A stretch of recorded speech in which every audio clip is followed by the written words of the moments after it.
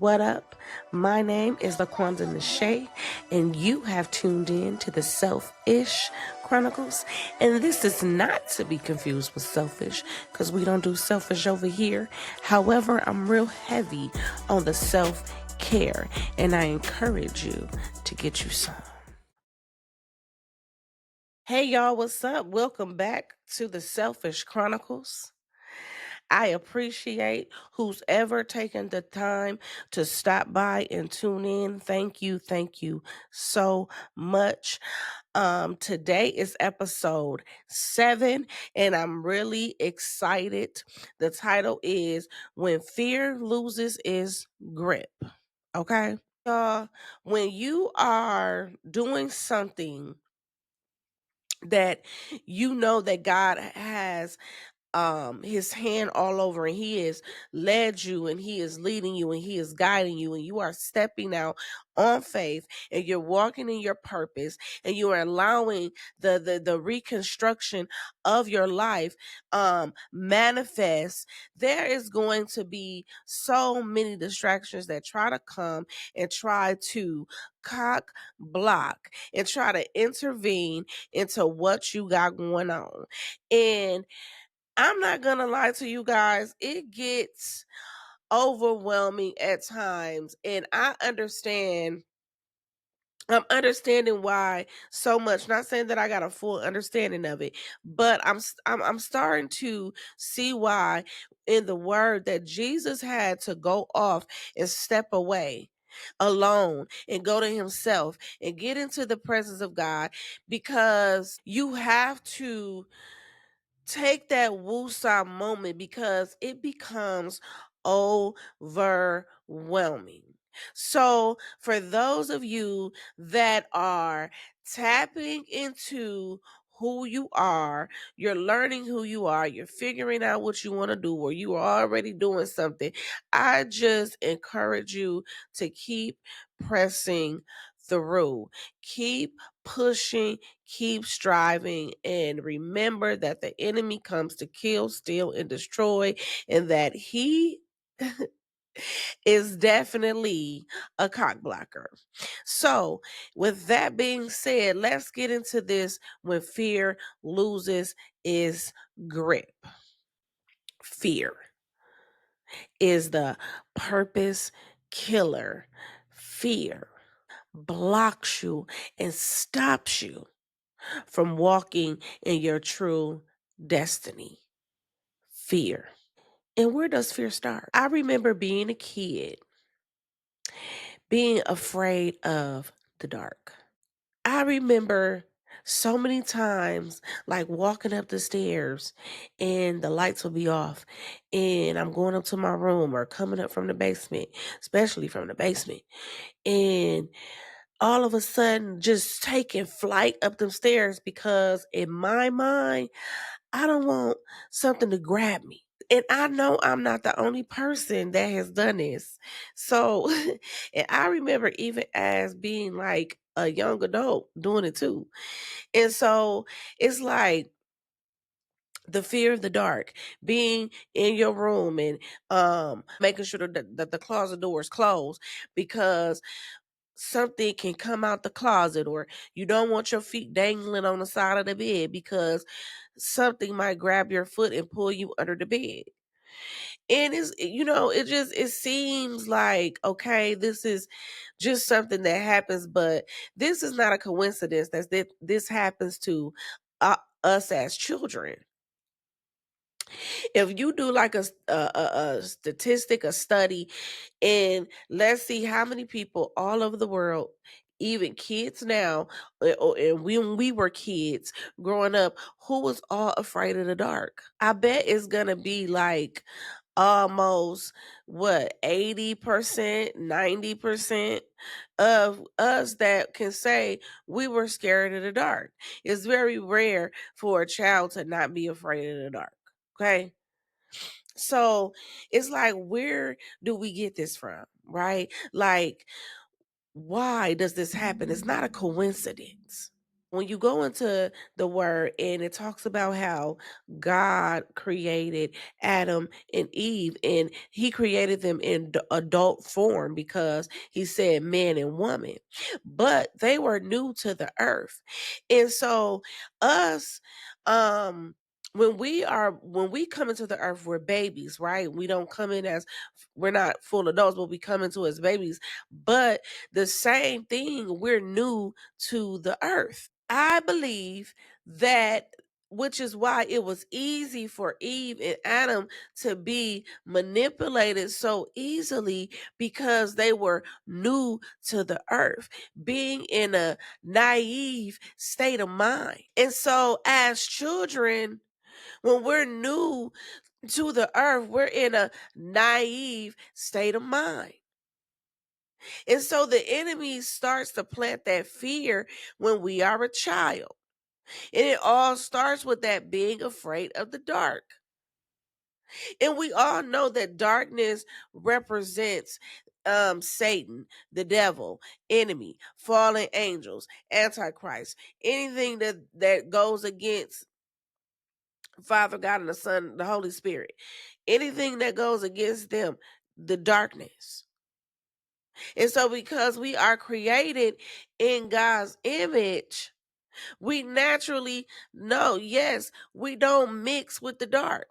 And so they say when you are a child, you are more closer to God. And so that darkness we don't like. It's something in our spirit we don't like, but we don't understand it because we're kids. We're in a naive state of mind. So we're easily to be manipulated.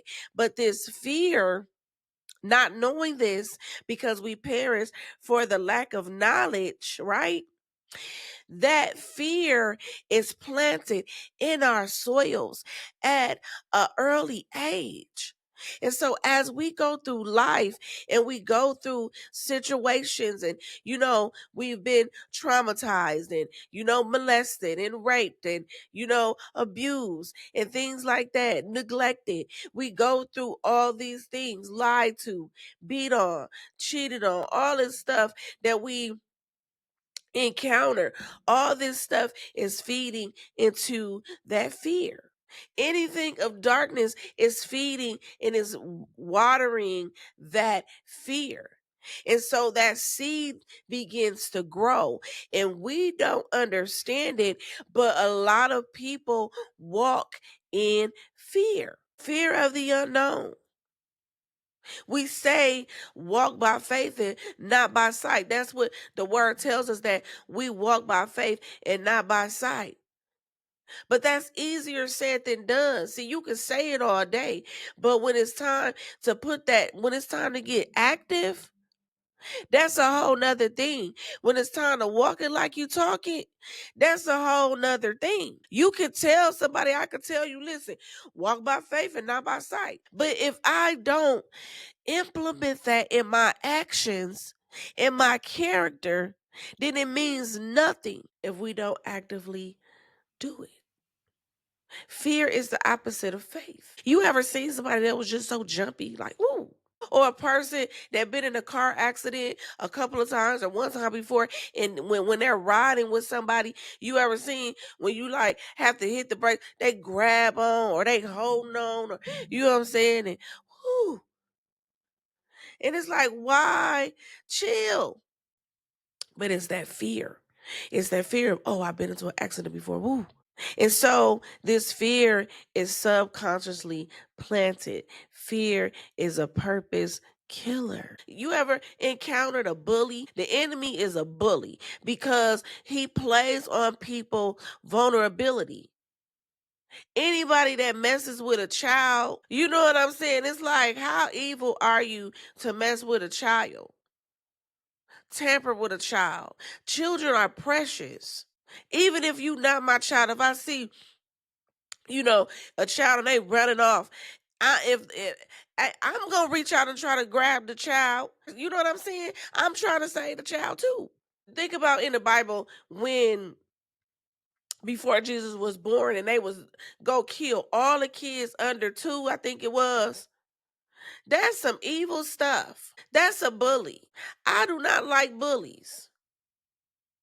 and they're everywhere.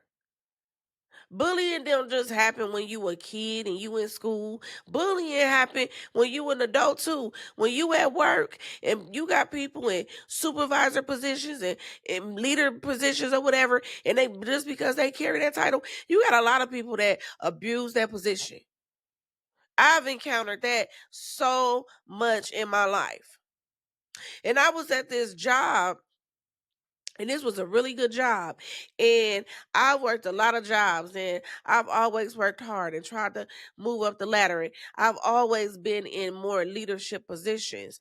And so I remember being in this one job, and this is when I began to, start my journey with Christ and things like that. And I was getting attacked at this job, I was getting bullied at this job, and it was because of the light that I was carrying. See, when Christ resides in you, that hate, you get a taste of that hate. You get a taste of how they were when Jesus walked the earth, how they hated him. You get a taste of that because it's not you they hate, it's the light. Darkness don't like light. God separated the light from the darkness and he saw that it was good. And so when people see you and they see that light that's in you, that evil spirit of darkness that they carry, they don't like you. So you get a taste of that feeling. That's just a taste of what Jesus was going through when he walked the earth. And so, I was, getting attacked, and stuff just wasn't making sense. Stuff wasn't adding up. And it was coming from, you would think that all this stuff would start like within like the co-workers and not us small guys, the team leads and stuff like that. You would think that the stuff would start there, and it does. But in this particular job where I was at, it was from the manager that was supposed to be over us.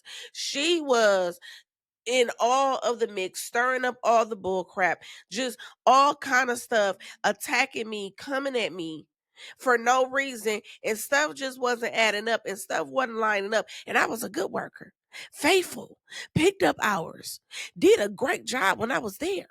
I was a team player. You know what I'm saying? I ain't saying I was perfect, but y'all listen, I was getting attacked at this job, but this was a good paying job. This was a great job. This was a good job. You put this on my resume. Woo! You know what I'm saying? And so I was so appreciative of this job because I was coming out of this dark place, and God began to restore me, and started to rebuild me and things like that. And so I was just at a place where I was just so thankful because of what I came out of being trapped, of being held captive, of being in a cage. When I was in the world, I was in a cage. I was trapped. I was bound. I was held captive. That fear was holding me back. That darkness was holding me back. And when I finally got free, thank you, Jesus. When I finally got free, you think that bully, you think Satan wasn't mad? No, because he thought he had me. And I said to myself, I want to know what it is about me that the enemy is trying to keep me from. This is when I began to wake up and began to realize that there was something in me that the enemy was intimidated by.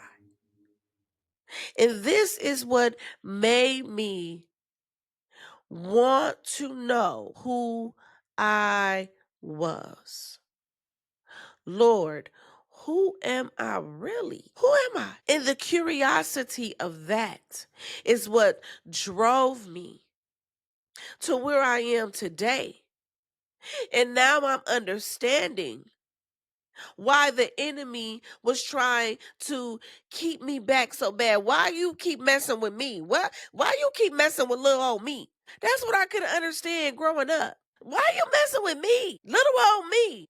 I remember one time, I'm gonna go back to that story with my job, but I remember one time, y'all, that I had got into it with this guy. I was messing with this guy and he was cheating or whatever. He we were I don't even know what that was, y'all. But anyways, I was throwing his stuff out my house. And you know, the guy, his brother went and got his girlfriend because I'm taking the stuff out of my house, taking his stuff out of my house. He go and have the brother now go and get his girlfriend. Do you know that this girl, mind you, I was like about 20s or something. But mind you, this girl was already taller than me. You know what I'm saying? Me and her we were supposed to be kind of cool. We had no beef or nothing. But because the guy and it was just all stupid, it didn't even make sense because I don't have to talk to your brother. I could be done with your brother, so whatever. But anyway, don't you know this girl came to my house with like 12 big girls? 12 big girls. They had bats and sticks and all kind of stuff. And listen, at this point in my life, no, I wasn't scared to fight, but I ain't dumb enough to walk out there and they finna kill me. Like for real though. Like we can go in the street head up. Just me and you. And so that's what bullies do. They like to take advantage of your vulnerability. You want to take advantage of me being this little old woman, and you gonna have 12 big girls with bats and sticks come to my house and knocking on my window. Come outside. I ain't finna go out there and fight all y'all. Like I ain't scared to fight. I'll fight one of y'all. You know what I'm saying? But anyway, the point is that's what I've encountered. And so it's like, who am I that people are so intimidated by? And I didn't understand it. So when I was at this job, see, I had to go before God and I'm like, Lord, what do I need to do? Because I have children to take care of. I need my job, but I'm not going to sit here and I'm not going to get bullied. I'm not going to sit here and have people make me feel incompetent. You don't know what I've been through. You don't know what I came from. You don't know what I've endured. And so it took me a long time to get to this place. And I remember there was an incident where I told her, I said, listen, I ain't leaving here until God tell me to go. And when it was time, and I said, okay, Lord, you know, this is enough. It was too much. Like what you not gonna do is you not going to lie on my character. See what they was trying to do is it didn't work because you thought you was gonna find something to fire me for, making up stuff, lying, exaggerating stuff, just not being honest. I've encountered so many supervisors. I had to tell, and I told a couple of supervisors, I don't trust you. And that's messed up when you are working for a company and you can't trust the person that's above you. And so here's where God comes in. Here's where that faith comes in. Here is where I'm finna look fear in the face and you finna get up off of me because God does not give us the spirit of fear. And I went in that job and I put my 2 weeks notice in. I didn't even have another job when I put that notice in. You're not going to make me step out of character because that's what you want me to do. You want me to be the black lady up in here and act a fool so I can live up to the stereotype. But no, I was everything opposite of that. You wasn't used to a black woman being more professional than you. You wasn't used to a woman being strong enough to professionally let you know that you're out of line. You didn't like that. And see, it wasn't her because we wrestle not against flesh and blood, but the spirits that's in operation of these people. And at some point, I stopped talking to her. And I can hear the voice of the enemy talking clear as day, trying to intimidate me. trying to bully me, thinking I'm going to stay here and I'm going to take this nonsense. I don't have to stay at a company. I don't care how much you pay me and get used and abused. I don't have to accept that. My God said that I don't have to accept that. So guess what? I'm going to step out on faith. And when I stepped out on faith and I did that, God gave me a job that was paying me about $7 more than what I was making there because I stepped out on faith, because fear had to lose its grip on me. No longer will I continue to allow fear to keep me from my purpose. See, fear is the one that's saying, don't step out, don't do that, don't write that book. And subconsciously, you ever heard of self-sabotage? Were you self-sabotaging yourself from not completing something? You start something and don't finish it. You start writing a book and then you make up all these excuses of why you ain't finished it. Next thing you know, it's about 5 years done passed. And you could have wrote about 20 books. See, we don't need men to tell us who we are. All we have to do is build that connection with Christ. We have to get to the root. What is blocking me? Why am I not reaching my purpose? What is going on? What is stopping me? Because we let fear block us and stop us from prospering. Because we're scared of what man gonna say, what they gonna think. I don't need man's approval to step out and do anything. God is the one who gives me the okay. That's walking by faith and not by sight. So you can't say walk by faith and not by sight and be scared to quit that job. Well, I don't know if I'm gonna get something else better than this. This is the best job I ever had. And you know what God told me? He said, if you think that this is the best that I got for you, then you are limiting my power. And I said, you absolutely correct. You are. See, we can't say the good things. We can't say all the good stuff. And when it's time to put it into action, we don't do the good stuff. And then you got to be careful with who you talking to and who you listening to. Because one thing about fear, baby, it likes to spread. Yep. It like to spread like butter. Real nice and smooth. Girl, you better not do that because you know this the best job you ever got. Girl. Sure, you better pray about it. I did. And I'm doing what God told me to do. Girl, you better go get you a gun. Shoot. My son told me, you better get your CCWs. I don't better go get nothing. I could. I don't have to do anything. I'm not going to get it out of fear. Because it ain't like I can walk around with the gun. You know what I'm saying? I can't walk around with the gun with one up all day, holding it in my hand, everything I do. That's when you ready. You know what I'm saying? I can't walk around ready to shoot. Because guess what? Things happen so fast. I can't get my taser out fast enough. But that blood, when you are covered by the blood, you have that protection. I'm not walking around here in fear. When Jesus came back and he rose from the dead and everybody believed him except for Thomas. And I gotta see. I need to see the nail prints.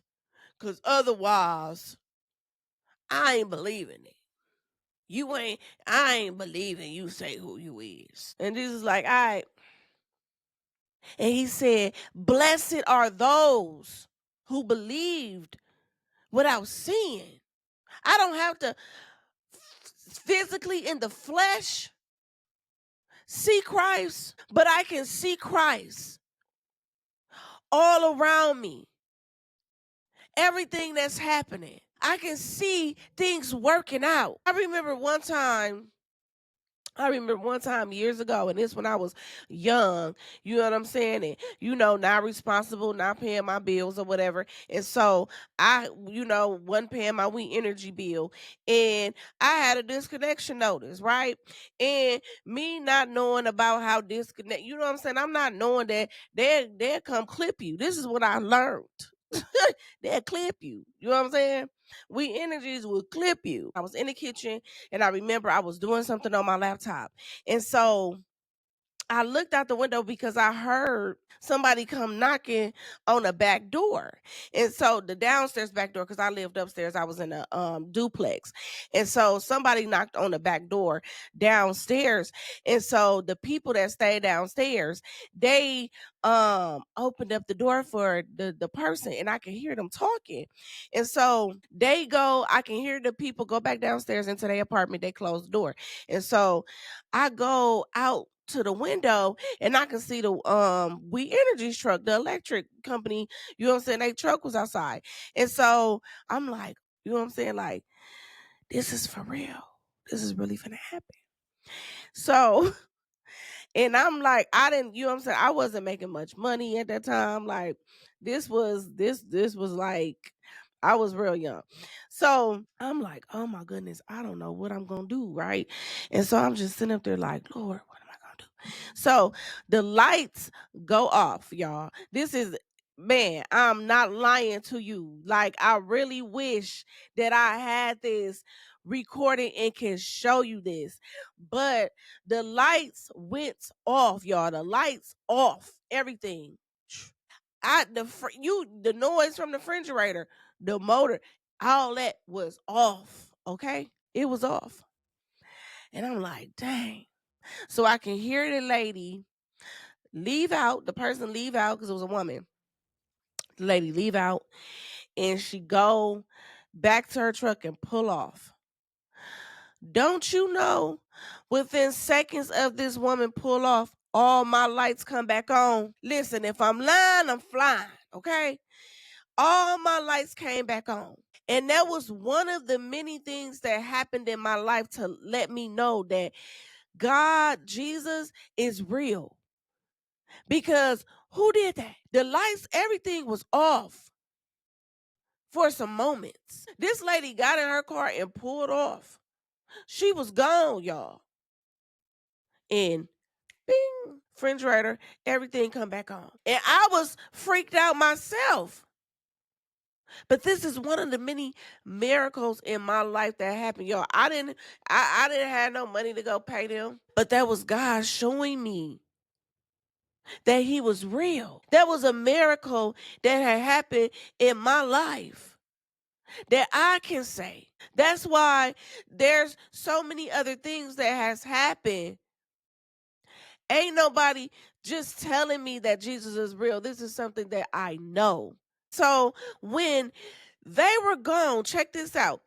When they were gone and Lazarus was dead, Jesus purposely stayed 2 more days because he wanted everybody else to realize that Lazarus was really dead. So he waited 2 more days. They done bury him and everything. Now listen, he told them, he said, let us go back, right? Now this is when they was looking for him, they was trying to, kill him or whatever. And Thomas was like, well, let's go back so we could die with him. But Jesus, there is a purpose. I'm on my purpose. I don't care if they trying to kill me. I gotta go back and bring Lazarus back. This is all a part of the plan. This is all a part of the purpose. So I'm not about to let, because they trying to kill me, stop me from going back to fulfill my purpose. When they came in the garden to get Jesus after Judas had betrayed him, you know what I'm saying? They come back and Peter, you know what I'm saying? Like he cut the dude ear off, you know what I'm saying? And they and Jesus is like, stop. You don't tell me not to drink from the cup that my Father has for me. You're not finna stop my purpose. And because they were scared, Jesus didn't allow their fear to affect his purpose. See, what I do might look crazy to you. You might question what I do, but I'm not finna let your doubt, your fear stop me from fulfilling my purpose. Fear has to lose its grip off of me. Stop letting others people's fear get to you, rub off on you. Stop telling people your purpose and your plan and your ideas. Stop telling people that. Because the fear that resides in them wants to spread on you. You already got to deal with your own stuff. I don't need your fear either. Bag up. Listen, you got to step up like David stepped up to Goliath. When he walked up to bring them the food, he wasn't even going to fight, but he heard them talking crazy.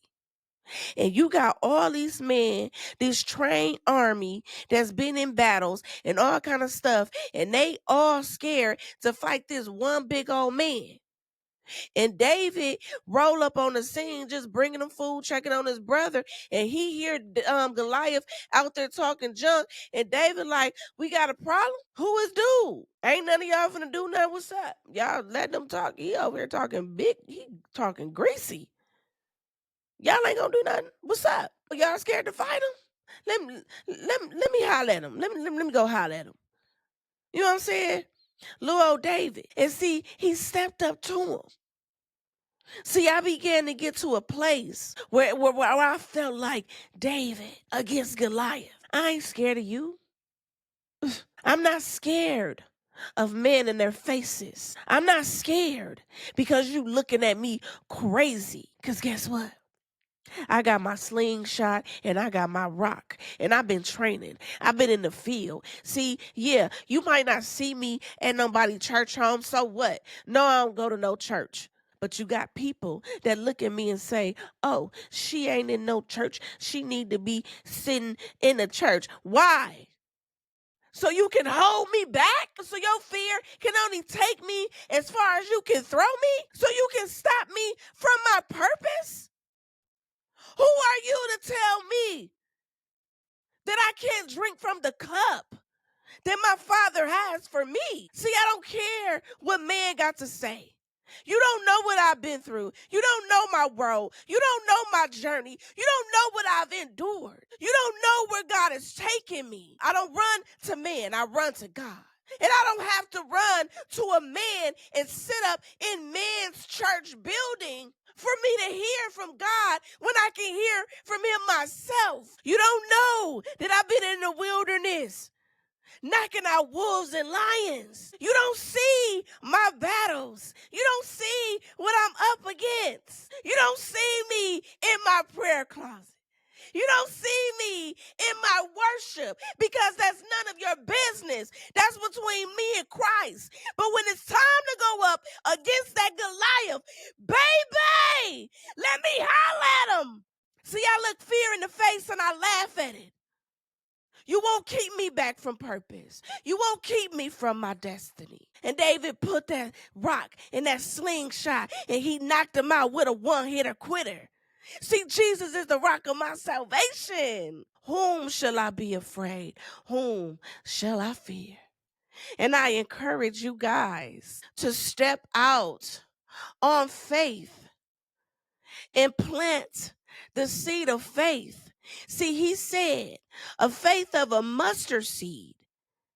He didn't say keep the faith of a mustard seed. He said have a faith of a mustard seed. And he also in the word told us to be fruitful and multiply. And if you ever go and study a mustard seed, this mustard seed is the smallest seed, but when it's planted and it grows, it can be one of the biggest trees in the garden. When fear loses its grip, you guys be blessed and stay encouraged. And until next time, peace.